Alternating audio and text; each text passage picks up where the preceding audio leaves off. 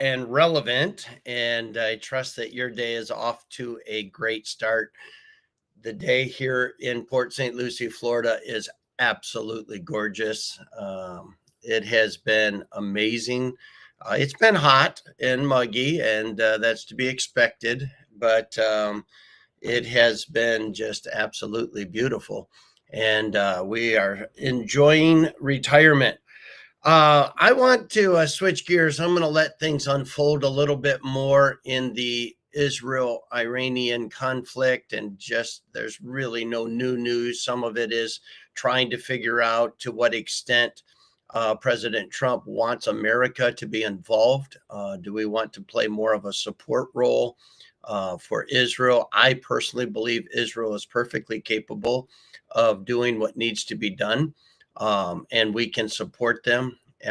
But whatever happens, it will be interesting to see how the pieces play out, and we'll watch it carefully. But today I want to deal with illegal immigration.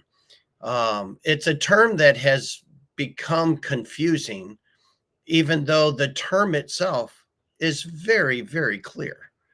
Illegal immigration. In other words, if you come to this country in an improper, illegal way, you become an illegal immigrant. In other words, you are a lawbreaker. Now, I'm not saying that everybody that breaks the law is evil, is the type of person who's going to be a menace to society. Let's just take it on something much more simple. Many people break the law speeding.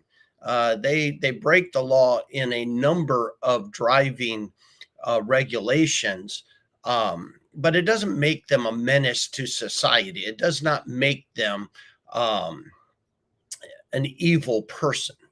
But it doesn't change the fact that they're breaking the law either.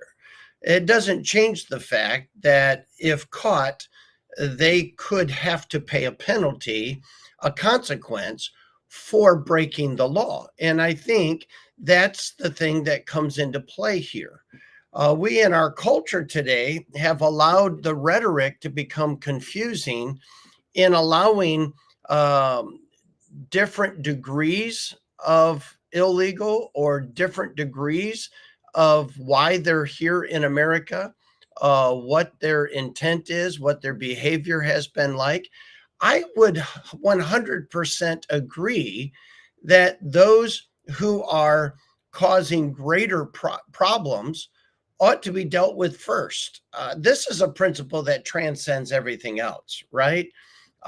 We all live our life according to priorities. It doesn't mean that some of the things that we would like to get to today are not important. It just simply means they're not as important as solving some other things.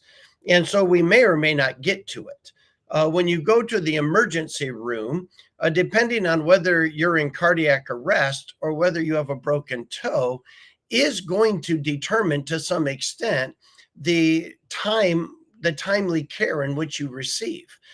It's not that people don't care about your broken toe. It's just that this guy in cardiac arrest needs attention. He needs it way more than you do with a broken toe. This is just facts.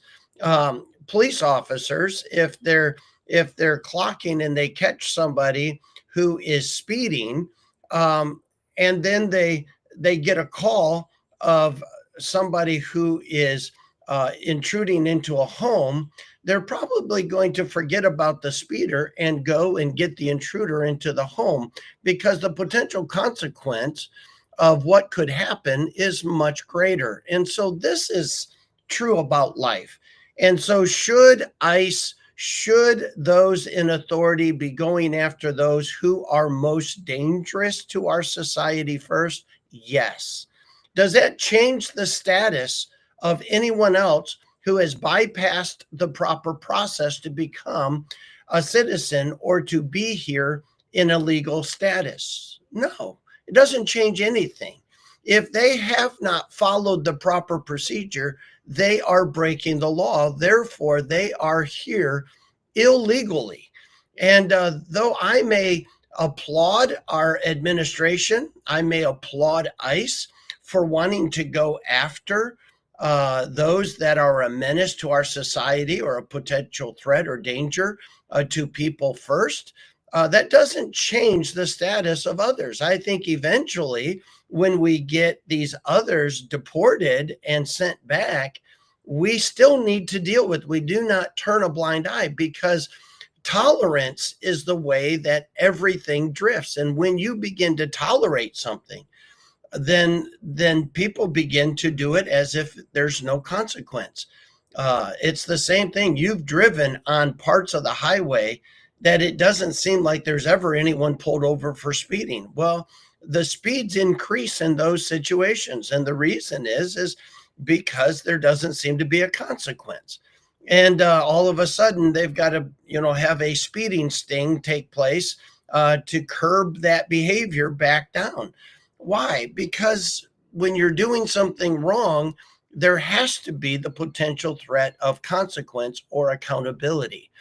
And so I think that it's just important to realize that just because somebody is termed an illegal immigrant does not mean that they're a menace to our society, that we have considered them an evil person. It doesn't change the fact that there is a proper process for which everyone should follow.